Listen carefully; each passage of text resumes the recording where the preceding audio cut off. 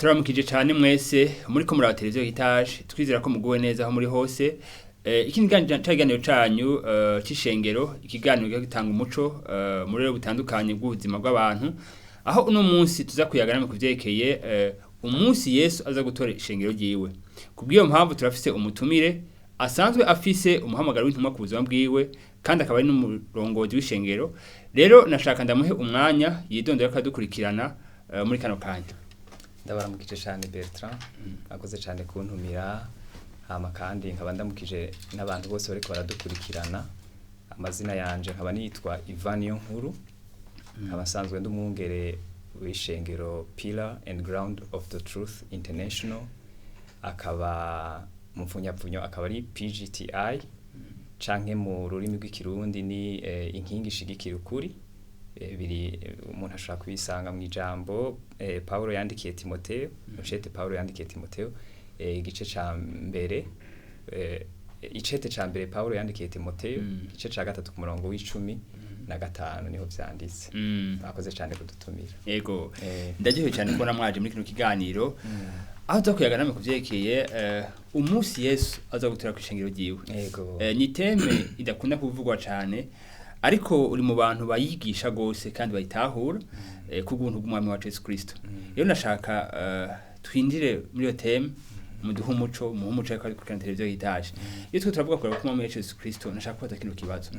Turazi ko Yesu yabaye mu mateka y'isi kandi turazi yuko turatwumva ko azogera gutora ishengero kandi mbega niki kintu nyamukuru umuntu yomenya kubijanye n'ugaruka kwiwe. Ikintu ca mbere umuntu akwiye gusobanukirwa mu bijanye no kugaruka kwa Yesu Kristo nuko biri mu buryo bubiri. Uburyo bwa mbere n'igihe Yesu azoza aje gutora ishengero ryiwe. Ico gihe azoza aje gutora ishengero ryiwe ntazoshika ngaha ku isi. Azoza ahagarare ku bicu nkuko bibiri bitubwira. Paul yaravyigishije ko abibwira abatesalonika vyanditse mu cete c'abitesalonika yuko azoza habanije kuvuga inzamba y'umumarayika mukuru, hama azohagara ku bicu, hama abamwizeye bose basanzwe bari muri we bamwiteguriye bari mu birere bine vy'isi bazoca baduga bamusanganire mu kirere. Kandi mbere bibiri bivuga yuko ntibazotanga abapfiriye muri we. Abapfiriye muri we nibo bazobanza kuzuka bambika umubiri wo kutagipfa, hama bazoba bakiri ico gihe bamwiteguriye nabo nyene bacambika uwo mubiri hama bamusanganire mu kirere.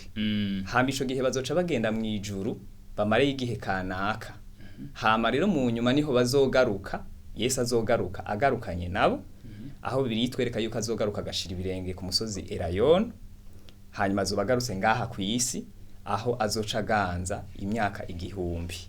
Nico bita ubwami bwa Mesiya canke ingoma ya Mesiya. Azoza agarukanye nabo bose twita abera, abo bazoba baduze ico gihe baganze kuri inosi. Ko niko novuga nti no kugaruka kwiwe kwa kabiri aho azomara iyo myaka 1000. Ico nico kintu ca mbere abantu bakwiye kumenya kugira ngo babitandukanye. Yego murakoze cyane. None tuze kugaruka azo gutora ishengero ryiwe. Nivyo kwisi hazo abantu benshi cyane gose. None umusitana ko bahari kandi uko imyaka igana uko abantu bagwira kubera iki kuza gutora ishengero ryiwe. Azaza gutora abantu bose.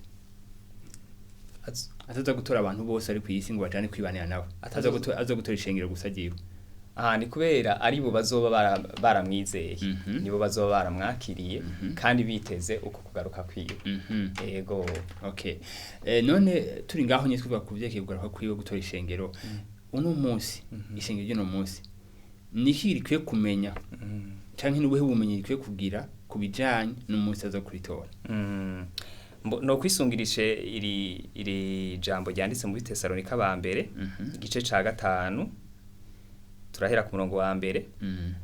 Havuga ngo ariko bene data ivyibihe n'iminsi ntimurinda kuvyandikirwa kuko ubwanyu muzi neza yuko umunsi w'umwami wacu uzoza nko kwigisuma kiza mu ijoro.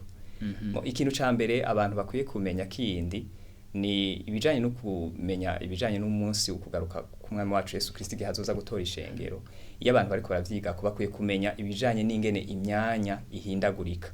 Urabona nk'ubu nko kuri iki c'abitesalonika urabona ko bari babisobanukiwe yababwiye ngo ntimurinda kwandikirwa ibijanye n'ibihe n'iminsi ngo kuko musanzwe mubizi neza ibijanye no kugaruka ku mwami wacu Yesu Kristo ni ikintu rero abantu bakwiye kumenya bakabaho bakizi mu ncamake nuko no bivuga kirakenewe cyane gose ndumva ko abo bantu b'Itesalonika barasanzwe babizi none ishingiro ry'uno munsi kumenga ivyo bintu ntibikora vuga gose ho bari kibazo iki canke hari ikibazo vyotera gutayimenya mu bisanzwe mu buzima ru Kristo bugizwe n'ibintu vyinshi ni kimwe bongera ko ikindi bakongera ko ikindi ivyo nivyo vyubaka ubuzima ru Kristo kimwe mu bintu bikenewe cyane mu buzima ru Kristo canke mu buzima bw'ishengero rya Kristo ni iki kintu cuko hatezwa kubamwo kumenya no gusobanukirwa neza ibijanye n'igihe Yesu azoza gutora ishengero n'uburyo bakwiye kuvyitegurira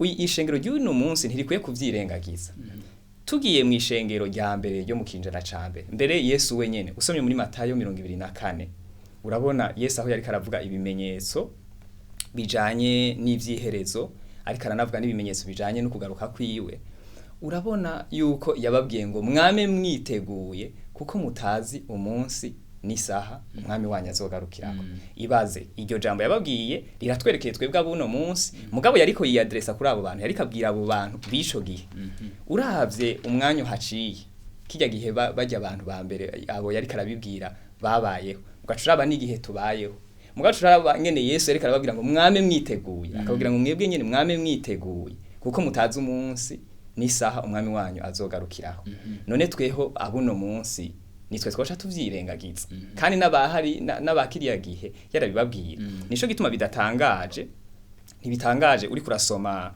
ukaraba nk'intumwa ya mbere mu ntumwa zari zikomeye kijya gihe intumwa Petero urabona mu vyete yanditse ntivyaharamwe yarabivuga agakangurira abantu yuko bakwiye kwitegurira umunsi wo kugaruka ku mwami wacu Yesu Kristo ukabona ko ari ikintu ishengero ryatezwa kuba rizi kandi rikacitegurira turabona umutumwa wundi akomeye yitwa Yohana mu vyete vyiwe aragarukana ahantu yerekana ibimenyetso bijanye n'iherezo mbere wewe niwe yanditse n'igitabo kijanye n'ivyahishuwe Yohana aha vyerekana n'ivyo bintu uwundi mutumwa akomeye kandi ni Paulo yabivuze ko amadetaye adasanzwe ukabona ko ari ibintu byaba bisanzwe biri muri bo byaba bisanzwe biri muri mwishengero ryo mu kinjana ca mbere sinibaza rero yuko iri shengero ry'uyu munsi rigeze hano ari twebwe twegereye uwo munsi cyane ari twe twoboca tugikuramwo rero ni kintu nibaza ko gikenewe cyane kumenywa n'ishengero ry'uyu munsi kirakenewe cyane mu buzima bwa Kristo umukristo atagifise atarakigira ku bumenyi hariho ikintu abuze ishengero ritarakigira ku bumenyi ngo rigisobanukirwe gitangure kubaho ubwo buzima bwo kwitegurira umwami umunsi wo kugaruka ku mwami wacu Yesu Kristo haba hari ikintu rihajije n'ibintu bikenewe cyane ubuhoho muri iki gihe tugezemo murakoze cyane mbega ntatano ryo ari hari ntarijyanye ry'umukwe n'umugeni umugeni karabwo yuko umukwe agaze kumutora ntasano ryo bari hari birafitanye isano cyane birafitanye isano cyane no cha wibaza iyo umugeni abwiye ko bagira baze kumutora ugasanga ntavyarimwo no mugeni mwiza wanashaka ameze neza nta ngorane mugasanga bamubwiye ko bagira baze kumutora mugabo ntiyiteguye ntiyakoze bya bindi byose byo kwitegura ahaye mboneho nakajyo ko kuvuga yuko iyo uvuze ngo ndi narakiriye agakiza naravutse ubwa kabiri ndi umugororotsi ndakijijwe ntibikwiye byonyene iyo tugiye ku kintu kijanye n'umunsi wo kugaruka ku mwami wacu Yesu Kristo gihazoza gutora ishengero hacajamwe n'ikindi kintu cyo kumenya ingene bavyitegurira ico n'ikindi kitezwa kongerwako kirenze kuvuga gusa ngo ndakijijwe aha no kugira ko bakunda kubigereranya Yesu wenyene yavuze ngo bizoba bimeze nko muri ca gihe ca Nowa ibijanye n'umwuzure ntiyakize umwuzure be n'umuryango wiwe kuko gusa yaragororotse yari kuja imbere y'umwuzure ngo acavuga ngo jewe ndagororotse kuko nizera Imana hama ngo umwuzure umusige bacumutwara ahubwo yakijijwe n'ubwato kubera uko kwizera kwamuhaye kugororoka byatumye Imana imuha strategy y'ingene bavyiteguriye rero n'uyu munsi kuko ari ibintu bisa ni gicapo gisa na kijya gihe ca Nowa n'uyu munsi umaze kwakira agakiza ahubwo uri mu kibanza ciza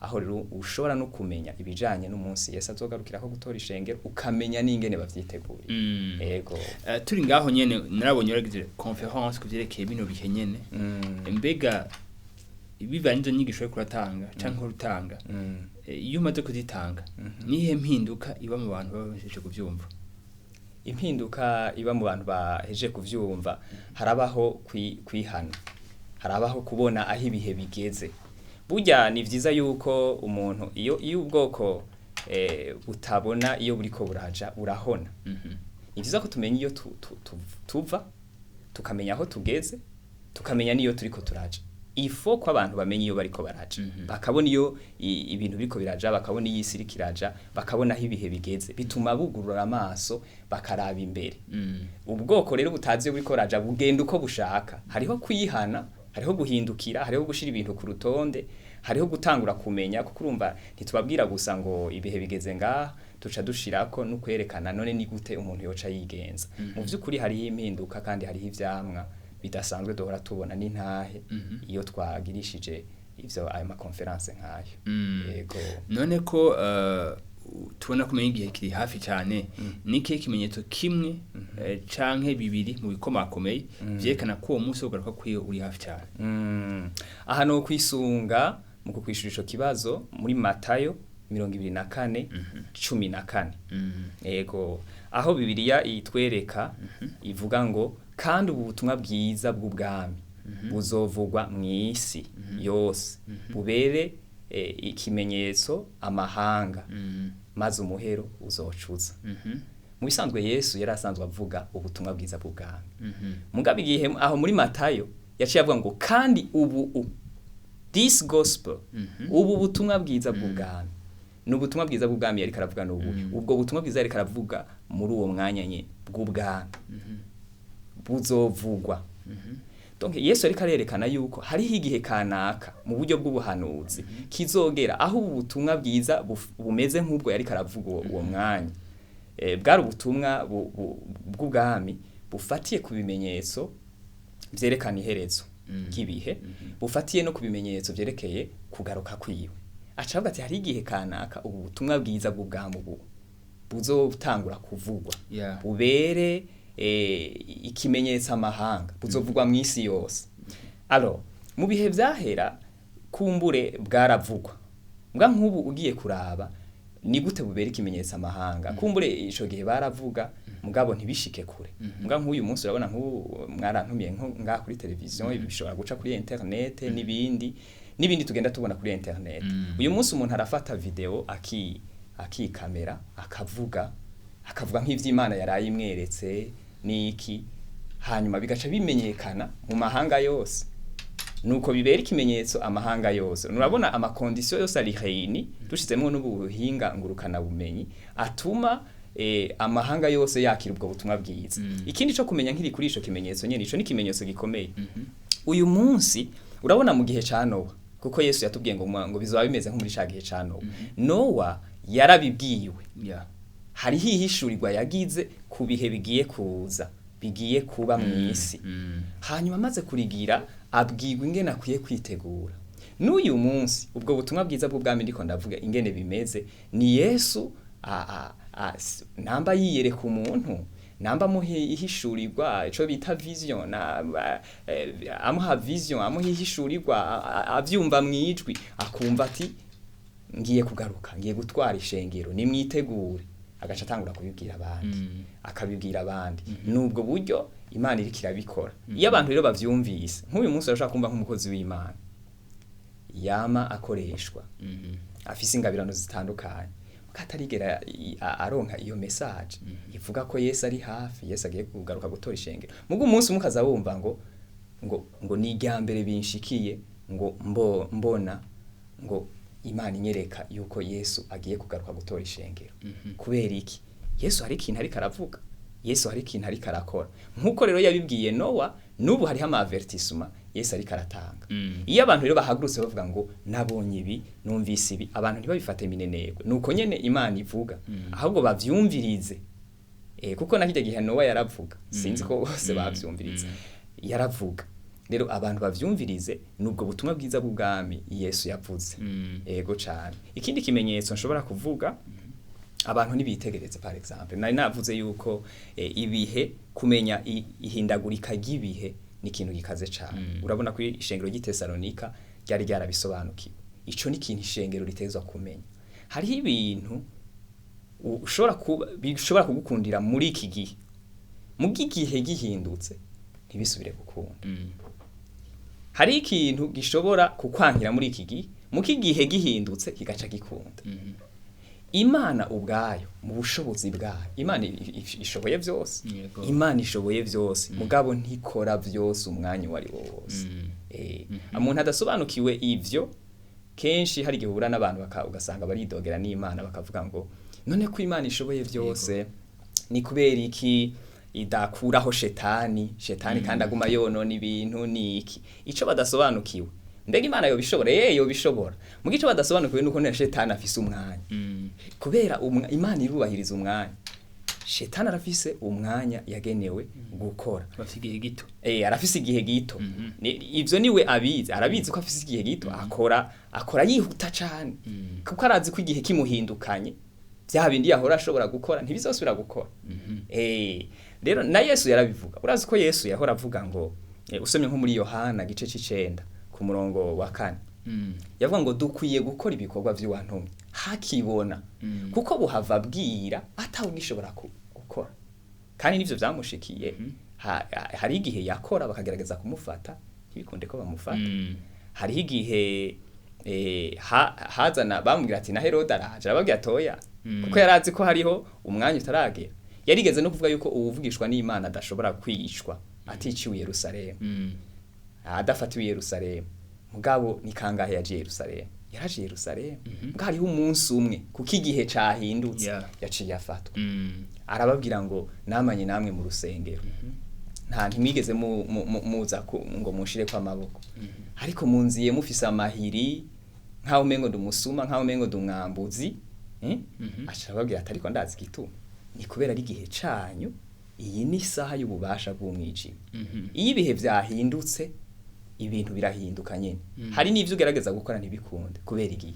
Naho ufise ingufu zingana gute, naho ufise ubwenge bungana gute, naho ufise tara zingana gute, zirakeneye ikintu bita igihe.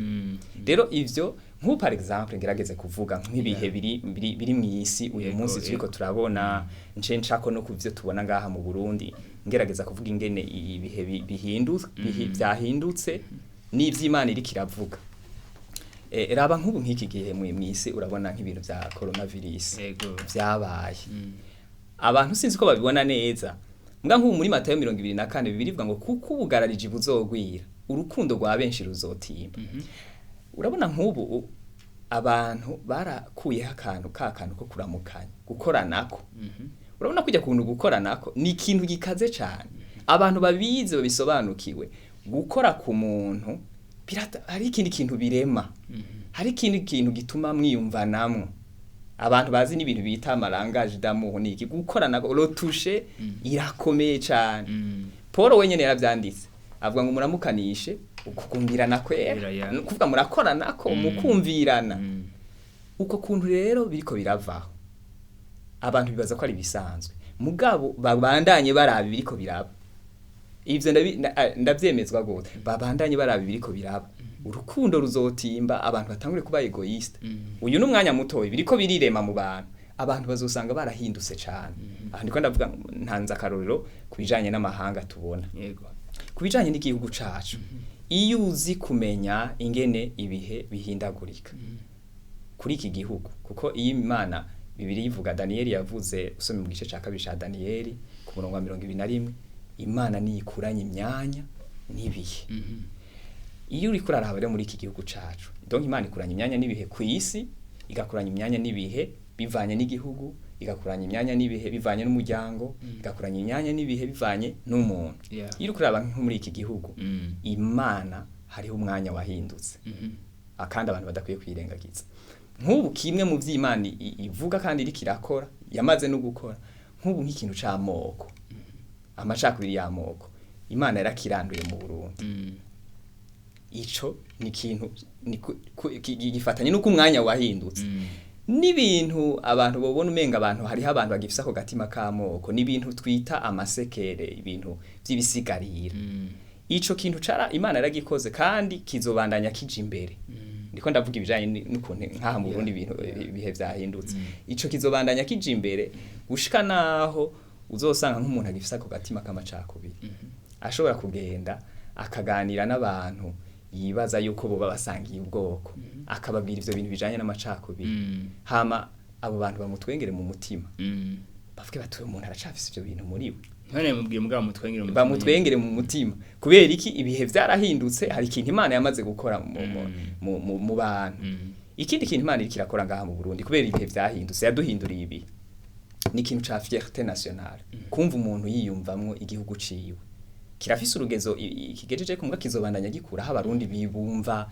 banezerewe igihugu cabo hari bihe kumbure abarundi batumva banezerewe igihugu cabo mugu bazorushizaho kumva bakunda igihugu cabo ikindi kintu abarundi bakwiye kwitega kubera ibihe vyahindutse Imana iriko iravuga kandi iriko irakora nuko hagiye kuza iterambere mu buryo bw'ubutunzi buruta aho ndi mvuze uko mbashatse kuvuga mu buryo tugereranije aho twari tugeze twari dusanzwe turi tugereranije aho twari dusanzwe turi bizoduga ubutunzi buzoduga yego ikindi kintu novuga kugira ngo simbandanye byinshi ni ikintu kijanye n'intambara igihe carahindutse abarundi nibareke kumviriza n'ubuhanuzi bubabwira ngo hari intambara ngo bahagira intambara ngaha muri iki gihugu nibareke kuvyumviriza kuko bagumye bavyumviriza nivyo bice biza mu vyiyumviro vyabo bagatangura kuvyatura iyo ntambara baba ariko barayirema bonyene rero mu ncamake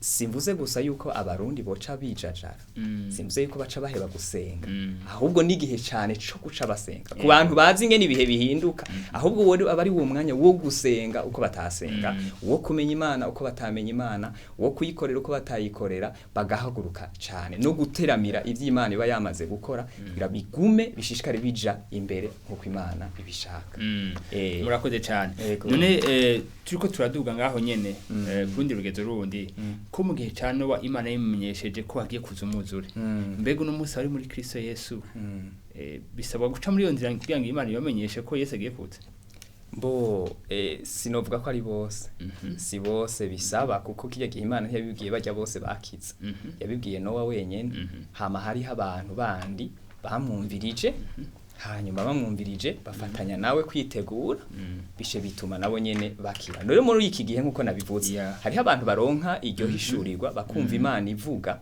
ashobora kuba ari umupasiteri w'ishengero akaca bibwira umuryango wiwe ishengero ryiwe akamenya ingene aribwira n'ingene aritegura ashobora kuba ari umupapa umuryango ashobora kuba ari umukolege de travail uwo mukorana ku kazi agaca bibwira abakolege ashobora kuba ari umugenzi ni iki ico nobwira abantu ngaha kuri iki kintu umuntu ashobora kuba afise ingabire kanaka muga ntiyigere yumva ivyo bintu Imana ibimubwira mugasanga mugenzi we wundi Imana irakimubwira kico kintu ni vyiza ko turengera ibintu bimwe bimwe byo gupfutuna turiya tukamenya yuko turi ingingo z'abagenzi bacu turi umubiri wa Kristo Imana irashobora gukoresha uriya ikintu itankoresheje irashobora kunkoresha ikintu itamukoresheje mugabo mbanzi yuko icicishije muri uriya nanje kimfitiye akamaro ni gihe abantu bakwiye kumenya kumviriza ijwi ry'Imana mu buryo bwagutse apana kumviriza ngo navyumvise Imana yavugiye muri jewe gusa mugabo ukamenya kijya kintu Imana ivugiye muri uriya muntu kijya kintu uriya muntu ari karavuga ukaba sensible ukamenya ko ari Imana iri kiravuga iciye muri uriya muntu ntiyagicishije kuri we directement yacishije kuri ujya mu kumva nawe kigufashije ukumva ucakiriye sinibaza rero ko ari bose Imana izoca ibibwira bose muga hari abantu kanaki ibibwira abantu rero nibige kwakira kuri abo bantu Imana ibibwiye hanyuma abandi nabo bazokwakira ku bindi Imana yabashishije gutyo dufashanye gutyo hari experience wifisemo wowe yego jewe Imana iramaze kubimbwira